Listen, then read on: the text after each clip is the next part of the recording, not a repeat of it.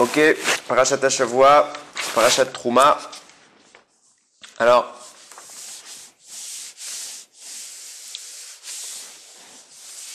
Hachem va demander à Moshe Rabbeinu de commencer un prélèvement pour tout le Ham Israël, donc plusieurs matériaux, puisque maintenant on va entamer l'érection du Mishkan, qui est le préalable du futur Beth Amikdash. Donc le peuple doit fournir les matières premières, donc on va avoir toutes les matières précieuses qu'Akadosh Baruch Hu demande, et il faut que ce soit fait avec de l'amour, avec de la générosité. Et donc le peuple va ramasser, va prélever de ses propres deniers les moyens qui permettront la fabrication du Mishkan, et donc de tous ces éléments. C'est ce que notre paracha va décrire cette semaine. Donc le Mishkan, la table, le Misbéach, tout ce qui se constitue le Aaron HaKodesh, exactement, le Kodesh HaKodashim, donc là où il y aura les tables, tout ce qui constituera le préalable du Beth Amikdash. À l'époque, ce sera le Mishkan que Moshe et le Ham Israël transporteront 40 ans dans le désert. Alors, j'ai eu pas mal de demandes. C'est pas souvent que ça arrive, mais bon, j'ai eu des demandes parce que on m'a demandé de faire un shiur sur Purim. Et bon, alors j'avoue que puisque j'avais fait une fois un shiur sur Purim il y a de ça 4 ans, et j'avoue que c'est pas toujours facile de pouvoir faire un shiur sur une fête, parce que en fait je me consacre principalement à la paracha généralement, et ça me prend beaucoup de temps. Donc c'est pas toujours facile de pouvoir faire les deux. Donc je vais parler de la paracha, mais sur la paracha il y a un lien important avec la fête de Purim. Si je veux bien retrouver les psukim. Ouais.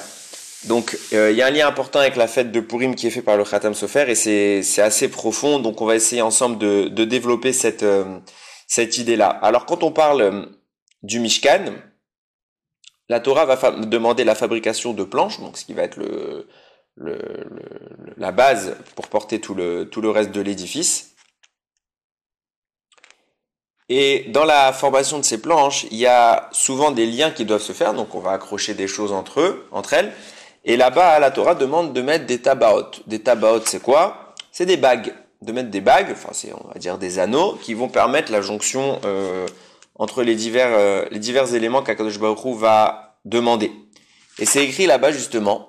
Donc on va parler des planches qu'Akadosh Baruch Hu nous demande de mettre en place. Donc il y a au total 48 planches. Il y a un passage que le Khatam Sofer relève, il y a écrit Veyu to'amim, elles seront jointes, on parle des planches, milemata par en bas, Veyarda viyu tamim, et ensemble elles seront unies, al rocho au sommet, el atabat aechat. Au premier, donc on parle du premier anneau, donc là qui va faire la jonction, kenye lishneem, ainsi ce sera pour les deux, etc. Après le passage qui continue. On parle des deux côtés. Il y a dans ce passage, il y a le mot toamim. Toamim, on traduit ici la jonction, jumelé, ce que vous voulez, mais toamim, ça vient bien de la racine du mot jumeau. Et tout de suite, le Khatam Sofer remarque ce mot, il apparaît 2 fois dans le passage, qui est écrit au tout début. Elles seront jointes, donc elles seront veyu toamim, elles seront jointes milemata par en bas. Veyarda ve ensemble, yeyu tamim, elles seront encore jointes. Al rocho au sommet, el atabat aichat, donc vers un anneau. Et là, il y a une remarque qui est faite tout de suite par le Khatam Sofer, parce que Toamim, une fois c'est écrit Tav, Aleph, même Sophite, et une deuxième fois c'est écrit Tamim. Donc il manque une lettre, il y a une lettre qui a sauté. Et c'est pas la première fois qu'on voit ce rapport dans les parachiotes. La première fois, on l'a vu pour la naissance des jumeaux, des 2 premiers jumeaux dont la Torah nous parle, donc à savoir Yaakov et Esav. Là-bas, c'est écrit qu'ils étaient jumeaux. Donc là-bas, encore une fois, il va y avoir le même mot qui va être employé, mais il n'y a pas écrit le mot en entier. Il va écrit Veine Tomim Bevitna. C'est écrit qu'ils étaient des jumeaux à l'intérieur de son ventre. Je les ai notés, cette fois les psukim. Donc ils étaient jumeaux à l'intérieur de son ventre. Et c'est tout de suite pas normal, parce que le mot il n'est pas complet. Il n'y a pas écrit Théomim, il est écrit Tomim. Il manque une lettre. Par ailleurs, il y a une deuxième personne qui va accoucher de jumeaux, c'est Tamar, qui va s'unir avec Yehuda, Et elle, il y a plus cette fois, il y a plus d'erreur, il n'y a pas écrit Tomim comme pour Yaakov et Esav, il y a écrit Toamim, des vrais, Théomim, pardon, des jumeaux, le mot est complet. Rashi commande tout de suite sur place, comment ça se fait que ici pour Tamar, on trouve que c'est des jumeaux et le mot il est écrit intégralement, tandis que pour Rivka, on trouve que le mot pour Yaakov et Esav, donc ils vont naître, le mot n'est pas écrit intégralement. La réponse est simple de Rashi, il dit parce que il y a un manque dans la gémellité de Yaakov et Esav. En effet, génétiquement, c'est des jumeaux, c'est bien des frères, ils ont le même ADN, ils sont communs. Seulement, ils sont pas complètement identiques. L'un va être purement un tzaddik, l'autre va être purement un rachat. Donc il y a une différence. Donc on peut pas parler de jumeaux parfaits. Donc c'est pour ça que la Torah va priver le mot jumeau, donc théomim, elle va le priver de quelques lettres. Par contre, pour les enfants des deux jumeaux de Tamar, qui eux vont être deux tzadikim, là il y a vraie gémellité, il y a une vraie union, une vraie correspondance entre les deux sur tous les plans. Alors là on a écrit le mot en entier.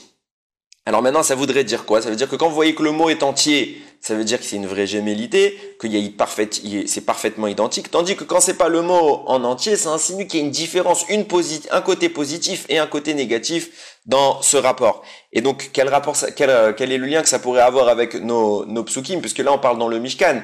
Pourquoi dans le Mishkan, on te dit, en bas, ça sera complètement, ça sera complètement jumeau, ça sera complètement identique, tandis qu'en haut, ça serait pas complètement identique, parce qu'Hacham, il a privé le mot tamim, pardon, de quelques lettres pour dire que c'est pas complet. Il y a une différence, comme s'il y avait un côté positif et un côté négatif. Et donc le Khatam Sofer va expliquer ça, mais avant, il faut faire une petite introduction. C'est écrit que, en bref, c'est écrit dans la Gemara qu'il y a vous savez que on a reçu l'étape de la loi, et la manière dont l'étape de la loi elles étaient écrites, donc les louchot, c'était pas simplement gravé dans la pierre, c'était, en fait, ça transperçait vous imaginez la pierre, ça transperçait d'un bout à l'autre de la pierre. Donc on voyait à travers, dans l'espace vide, on voyait complètement à travers de toute la pierre. Et en fait, quand vous voyez par exemple le Aleph, comme ça, et ben en fait, vous voyez un Aleph qui était complètement creusé, qui traversait complètement, et en fait, la structure de l'Aleph, c'était le vide. Et grâce au contour, ça formait la forme Aleph. Pareil pour Bet, Gimel, Dalet, etc. Seulement, il y a deux lettres qui sont spéciales. C'est le Samer. Le Samer, c'est une lettre qui se referme intégralement. Et le même sophite également, c'est une lettre un peu plus carrée. Le Samer est rond, le même sophite, c'est un carré, qui se referme intégralement. Donc si vous transpercez la pierre sur toute sa largeur d'un Samer, donc vous faites un rond et vous tracez une épaisseur pour faire la forme du Samer, ça veut dire qu'au milieu de votre pierre, il y aura encore un bout de pierre qui va être au milieu, et c'est lui qui va faire la structure du samer. Un rond à l'extérieur de pierre, qui est creusé par un rond de vide, et à l'intérieur, il y a un rond de caillou qui doit rester. Mais le problème qui se pose, c'est que le rond du milieu, là, le bout de caillou au milieu qui est central, il peut pas rester. Pourquoi? Parce que si je fais un trou tout autour, eh ben, tout tombe. Donc, le caillou au milieu, il devrait tomber. Et pareil pour le même, qui est un carré. Donc, si je fais mon carré comme ça, au milieu, il y a un espace carré qui est dans le vide, et donc il devrait tomber. Nous disent Rachamim, il y avait un miracle particulier. Le carré du même sophite et le rond du samer avaient donc un espace plein au milieu, entouré d'un espace vide. Comment l'espace plein se maintenait? Par miracle. Il y avait une lévitation de l'espace plein, le bout de caillou au milieu, il se maintenait, il volait. Donc pour le même et le même sophite. Pourquoi? Qu'est-ce qu'elles ont de particulier? C'est vrai que sur le plan technique, si on veut écrire le même et le samer, il faut que ça se passe. Mais pourquoi Kadosh Baruch Hu, il va faire un miracle? Il va faire que sur cette lettre-là, il y a sa présence qui se marque. Alors on sait tous que David Amelech, il a écrit le Tefalome Telim Ashri Ushvetecha. En fait, cette phrase, elle est tirée d'un autre Télim, mais ça commence à Aromimcha. Et dans ce Télim, David Amelech, il a mis chaque lettre de l'alphabet, donc de Aleph jusqu'à Tav, et il a commencé une phrase par une lettre de l'alphabet, une phrase par une lettre de l'alphabet, etc., etc. Donc Aromimcha, etc. Quand il est arrivé à la lettre Nun, David Amelech, il a dit, je mets pas de Nun. Je mets pas de phrase avec le Nun. Pourquoi? Parce que Ramim nous dévoile, le Nun, ça connote Nephila. Nephila, c'est la chute. Et comme David Amelech ne voulait pas connoter une chute concernant le Ham Israël, alors il a pas mis le Nun et il est passé tout de suite au Samer. Donc on avait même, Malchutecha Malchut Kolamim, on aurait dû avoir Nun, et tout de suite David Amelech, il passe au Samer. Et en fait, pourquoi? On voit de là que chaque lettre que David a utilisée, David l'exprime dans son essence et qualifie un peu quelle est son origine à cette lettre. Donc le Nun, c'est pas une lettre qu'on recommande parce qu'elle symbole Nephila. Elle symbole la chute. Par contre, il va l'introduire dans la ligne d'après. Donc, puisqu'il n'y a pas Nun, on passe à la lettre d'après, on passe à Samer. Il dit Somer Hashem lechol anoflim, lechol anoflim. Donc, Somer Hashem, Hashem soutient lechol anoflim, tout celui qui chute. Noflim, c'est ceux qui chutent, donc c'est le Nun, la Nephila, le fait de tomber. Hashem, au lieu de parler de la chute du Ham Israël, il a préféré parler du soutien qu'Akadosh Baruch Hu apportera à ceux qui chuteront. Somer lechol anoflim. Il soutient tout celui qui chute. Donc le Nun, c'est le symbole de la chute, mais le Samer, lui, il est symbole de quoi? Du soutien qu'Akadosh Baruch Hu nous octroie et nous accorde. Parallèlement, juste avant ça, on a le même. Le même symbolise quoi? David l'emploie pour faire la phrase Malchutecha, Malchut Kol Olamim. Ta royauté, c'est une royauté qui est perpétuelle, qui est dans tous les mondes, qui est parfaite, qui est totale. Le même, c'est la royauté d'Akadosh Baruch Hu. Donc on a le Samer, qui est le soutien qu'Akadosh Baruch Hu nous accorde, et le même qui est sa royauté. Puisque on reçoit la Torah, Akadosh Baruch Hu, donc on a accepté cette royauté divine. Donc on le marque par le même. Le même, il va être lui-même en lévitation, puisque Akadosh Baruch Hu se tient lui-même. Parallèlement à ça, pour que nous, on puisse se maintenir dans ce derech-là, dans ce chemin-là, Akadosh Baruch Hu nous soutient. Et c'est pour ça qu'il va marquer sur ces deux lettres, sur le Samer, le Somer qui fait le symbole du soutien, il va marquer plus particulièrement sa présence. Le Samer et le même sont en lévitation pour dire, si Akadosh Baruch Hu, si sa royauté est manifeste à nos yeux, alors en effet, sa présence se marquera et il nous soutiendra et nous éviterons évidemment toutes les chutes. Évidemment, quand on parle de chute, et on parle au sens spirituel, on parle pas de tomber par terre. On parle du sens spirituel de la chute. Quel est le sens spirituel de la chute? C'est évidemment face à l'embûche. L'embûche, c'est le Satan, c'est les forces négatives qui viennent nous faire fauter. Akadosh Baruch Hu nous enjoint à résister à ces forces-là, à se préserver des avérotes et justement à être debout, à se tenir et à leur faire face. Donc il ne faut pas chuter, c'est pour ça qu'il nous apporte son soutien.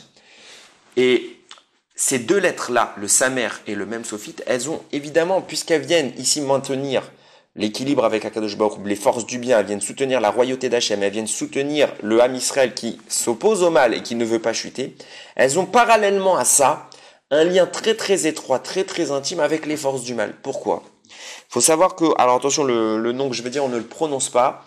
Le Satan, il a un nom, ok, comme tous les malachim. On ne prononce pas son nom, on l'épelle. C'est le Samer, puis le même, le Aleph et le Lamed. Vient le Shem Mishmuel, il nous explique, c'est une chose que j'avais déjà évoquée, que ce nom-là,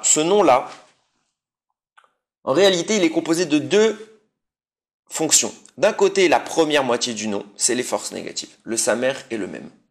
D'un autre côté, la deuxième moitié du nom, c'est les lettres Aleph et Lamed qui sont présentes dans tous les anges et qui viennent de la racine Elohim, qui viennent du mot Elohim, qui signifie la force qu'Akadosh Baruch Hu octroie à tous ces gens pour pouvoir faire leur mission.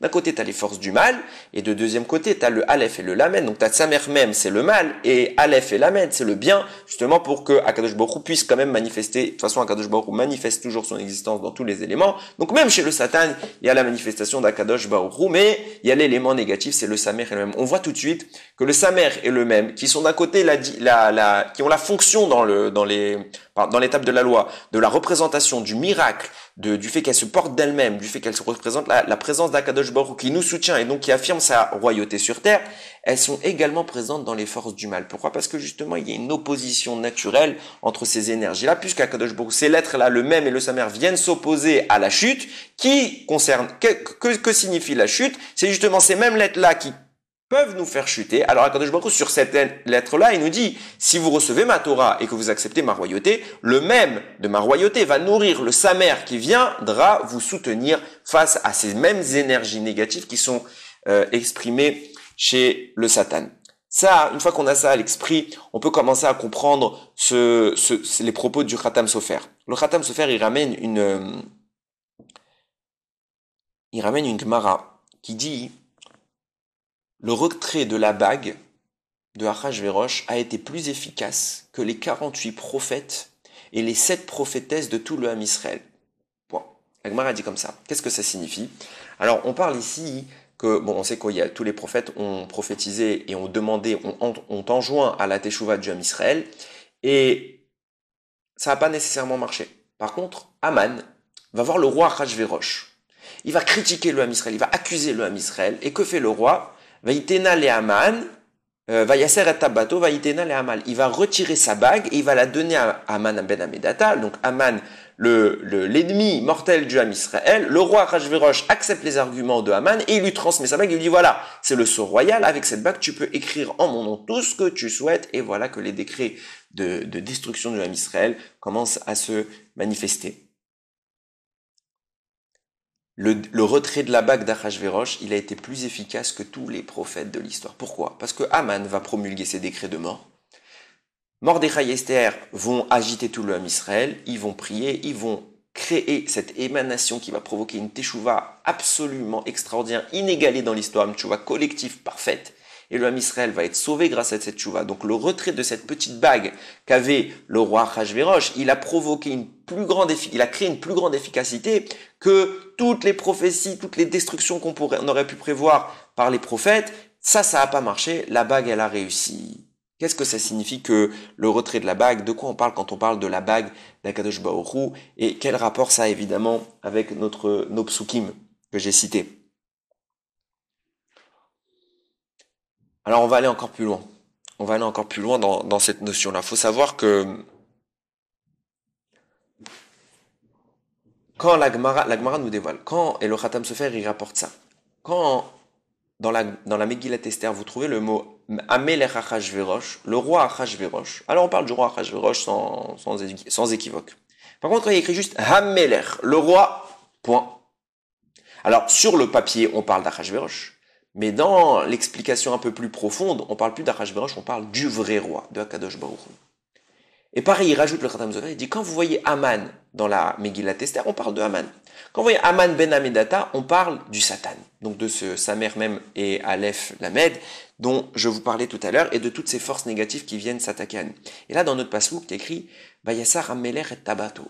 Vaitenale Haman ben Amedata. Le roi a retiré, pas le roi Achashverosh, le roi a retiré sa bague, et il l'a donné à Haman ben Amedata. Sens simple, un événement entre le roi et son sujet. Sens profond, le roi des rois, Amelech, il a retiré sa bague. Et à qui il l'a donné? Au Satan. Qu'est-ce que ça signifie, Rabotai? De quoi on parle ici quand on dit que le roi, il a retiré sa bague et il l'a donné au Satan? Ça veut dire qu'Akadosh Baruch Hu, il a retiré son anneau royal pour le donner au Satan. Et grâce à ça, le Satan, il a commencé à nous agresser. De quoi on parle?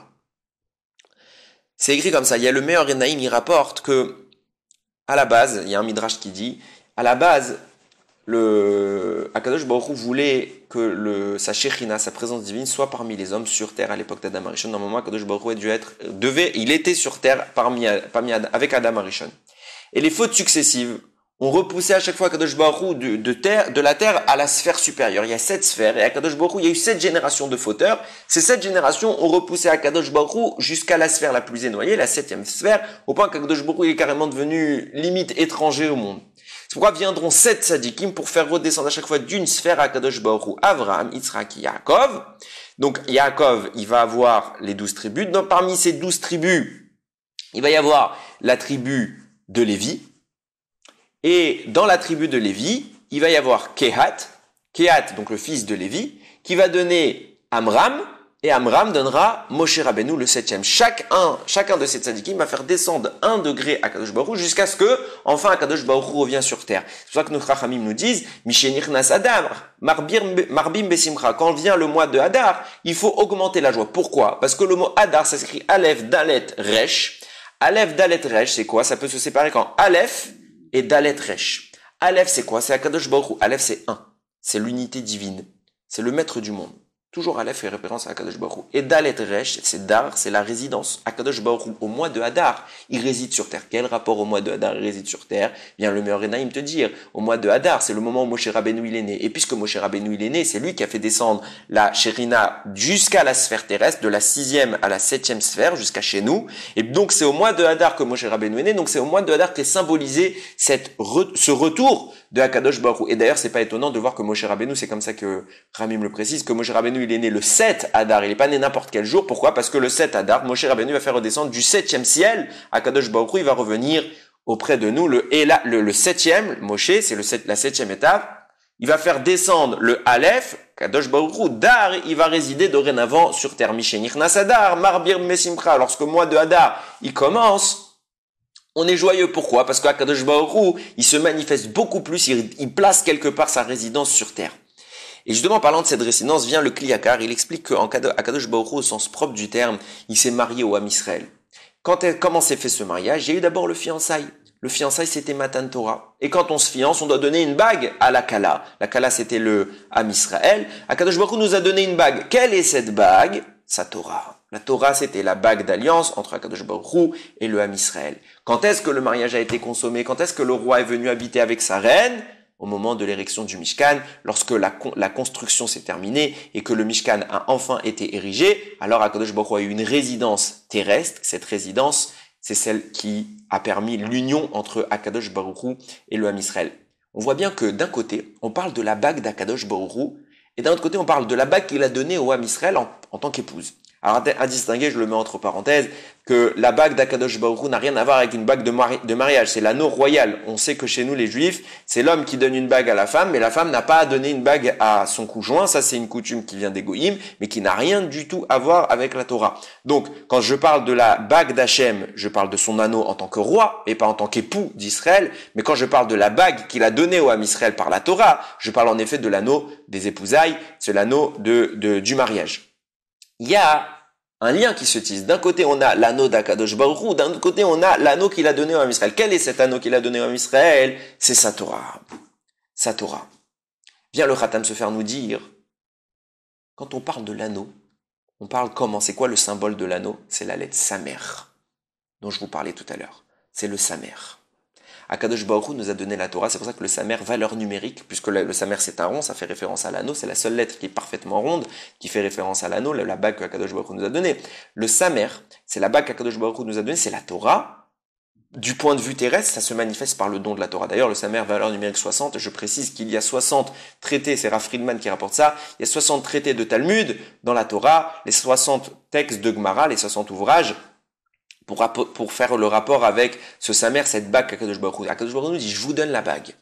En contrepartie de quoi, si vous avez cette bague, il se passe quoi? Vous avez ma Torah, et puisque vous avez ma Torah, vous êtes marié à moi, alors ma royauté se révèle parmi vous. Et puisque le même se révèle, alors, conséquence de quoi? Ma royauté, le même qui est dans les louchot, qui est dans l'étape de la loi, il vole de lui-même, il flotte dans les airs pour magnifier la présence d'Akadosh Baruch Hu. Conséquence de quoi? Puisqu'Akadosh Baruch Hu, il est uni au Ham Israël, et puisque Akadosh Baruch Hu est présent, alors il va aider le Ham Israël, il va être sommaire l'echol anoflim. Tout celui qui viendrait s'opposer à nous, tout l'ennemi, le Satan, qui viendrait nous faire fauter, puisqu'on a la Torah, puisqu'on nourrit la royauté d'Akadosh Baruch Hu, alors Akadosh Baruch Hu nous aide, il est sommaire, il nous tient, il nous soutient, et nous ne tombons pas face au Satan. Malheureusement, si Chas v'Shalom, on abandonne cette Torah, on retire la bague que Akadosh Baruch Hu nous a donnée. Alors Mida keneged Mida, Akadosh Baruch Hu lui aussi retire sa bague, et puisqu'Akadosh Baruch Hu retire sa bague, alors il ne nous soutient plus. Lorsque le Satan va venir nous attaquer, on est entre ses mains, Chas v'Shalom.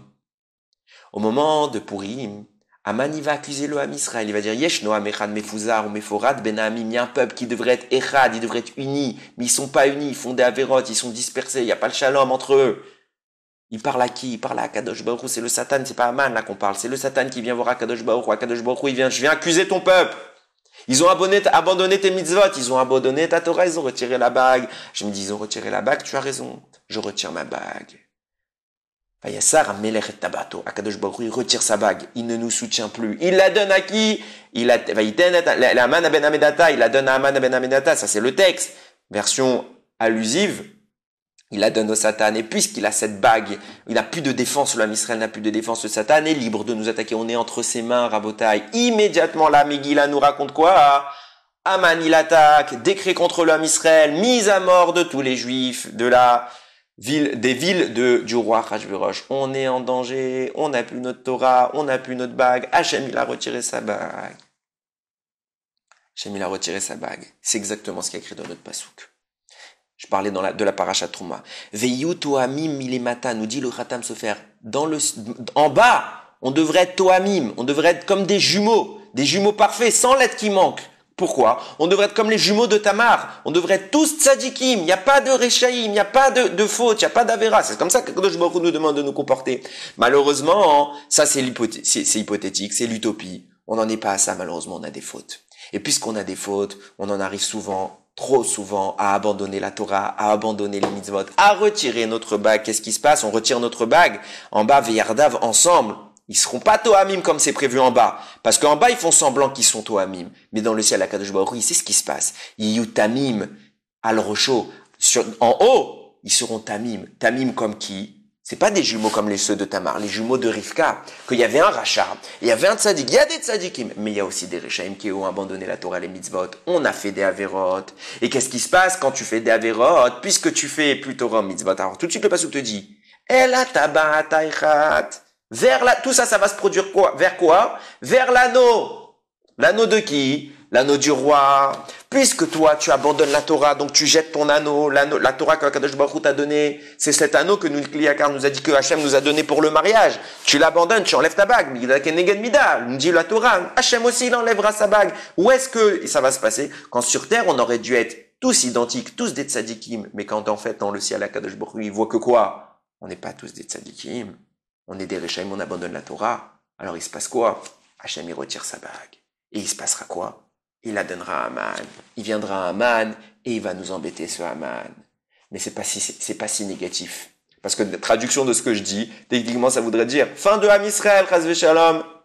Réponse non, parce que le Midrash nous a dit, la Megillah nous a dit, la Gemara Megillah nous a dit, ça a été plus efficace que Hachem il a retiré sa bague que tous les prophètes de l'histoire. Pourquoi? Parce que ça a fait faire tchouva. Et comme on a fait tchouva, tout de suite Akadosh Baruch Hu il va revenir. Regardez la suite de la Megillat Esther.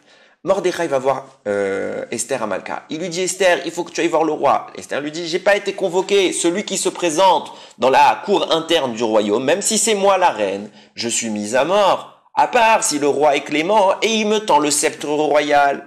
Mordechai la pousse, vas-y quand même, elle brave le danger. Le Ham Israël fait tchouva, le Ham Israël jeûne pendant 3 jours. Tfilot. Le Ham Israël se présente au travers de la reine Esther et se présente devant le roi. Que fait le roi? Il devrait la tuer. Il tend son sceptre royal. Nous disent Rachamim, le sceptre royal est arrivé jusqu'à Esther. Pourquoi il est arrivé jusqu'à Esther? Parce qu'il s'est agrandi de lui-même. Pourquoi il s'est agrandi? Akadosh Baruch Hu, il est en train de dire au Ham Israël, vous avez provoqué, en abandonnant ma bague de mariage, en abandonnant ma Torah, vous avez provoqué le retrait de ma propre bague royale, mon soutien. Mais maintenant que vous êtes en train de faire tchouva, je vous réaccorde mon soutien. Où il fait cette allusion-là? Il tend le bâton vers Esther. Nous disent Rachamim, le bâton s'est allongé jusqu'à la tête de Esther. Quelle distance séparait le roi de la reine Esther? Précisément 60 amot. 60 coudées, 60 valeurs numériques, Samer, le Samer du soutien de l'anneau royal, il revient vers nous. Vous avez fait tchouva, mes enfants, alors à moi aussi je vous aide. Vous remettrez votre anneau, moi aussi je remets mon anneau. Vous déclarez ma royauté, moi aussi je viens, je vous soutiens, je retire la bague de Haman, je retire la bague du Satan, je le prive de ses forces. Et puisqu'il est privé de ses forces, du Samer et du Mem, qui sont la constitution de ses énergies négatives, puisqu'il ne les a plus, seul le bien peut apparaître, il reste que le Aleph et le Lamed. Que les forces positives qui viennent de Akadosh Baruch Hu. C'est pourquoi, immédiatement à cet instant-là, tout va changer. La reine Esther, elle va négocier avec le roi un imishté, ils vont parler ensemble, elle va lui expliquer, il va changer d'avis, Haman est pendu. Qu'est-ce qui se passe à la fin de la Megillah? Haman est mort, le roi retourne voir Haman, il lui enlève la bague. Akadosh Baruch Hu vient nous dire, j'ai retiré, cette fois on parle de Haman, version céleste, le Satan, Akadosh Baruch Hu il vient, c'est pas Achashverosh, c'est Akadosh Baruch Hu vient, j'ai repris ma bague. À qui il la donne? À Mordechai. Ma bague dorénavant, elle est consacrée au Ham Israël. Elle est consacrée au Ham Israël. Faites tchouva, je vous soutiens. Gardez ma Torah, je vous soutiens. Rabotai, l'idée elle est très simple. Maintenant que nous on sait tout ça, maintenant que tout ça s'est déjà passé, on doit se mettre un peu en réflexion, un peu en introspection. Pourquoi attendre qu'Akadosh Baruch Hu retire sa bague? Pourquoi causer qu'il la retire? Pour avoir affaire à un Haman? On n'en a pas eu assez des Rechaïm qui nous en voulaient, ce Satan qui vient toutes les générations nous détruire. Il n'y a pas assez, on va encore refaire retirer la bague, parce qu'on va abandonner la Torah, on va abandonner le mitzvot. Mishenichnas Adar, Marbim Besimcha. Akadosh Baruch Hu, au mois de Hadar, il est là, on est joyeux. Pourquoi il est là, on est joyeux? Parce qu'il y a la Torah, il y a les mitzvot, il y a le Ham Israël qui est Besimcha, parce qu'il a la Torah et les mitzvot. C'est ça qui fait qu'Hachem est parmi nous. C'est ça qui fait qu'Akadosh Baruch Hu nous soutient. C'est ça qui fait que sa royauté s'exprime. Et c'est pas les forces du mal qui, chas v'shalom, s'expriment. N'attendons chas v'shalom pas qu'Hachem retire sa bague parce que nous-mêmes avons retiré la bague. Gardons-la. Gardons la bague de mariage qu'Akadosh Baruch Hu nous a donnée. Gardons sa Torah. Gardons ses mitzvot. C'est le seul et unique vecteur de notre amour pour Akadosh Baruch Hu, de notre lien, de sa présence parmi nous. Quand le mal vient nous attaquer, il n'y a que la Torah qui nous protège. Pourquoi? Parce que ça nourrit l'existence d'Akadosh Baruch Hu dans notre esprit. Le roi s'exprime et lorsque le roi est là, le mal ne peut plus nous atteindre. Le mal ne peut plus rien contre l'homme Israël. Somer Adoshem, Hachem lechol anoflim. Hachem il soutient tous ceux qui chutent. Contre qui? Contre le mal. Sinon on garde la bague du roi. Sinon on étudie sa Torah. Sinon on pratique ses mitzvot.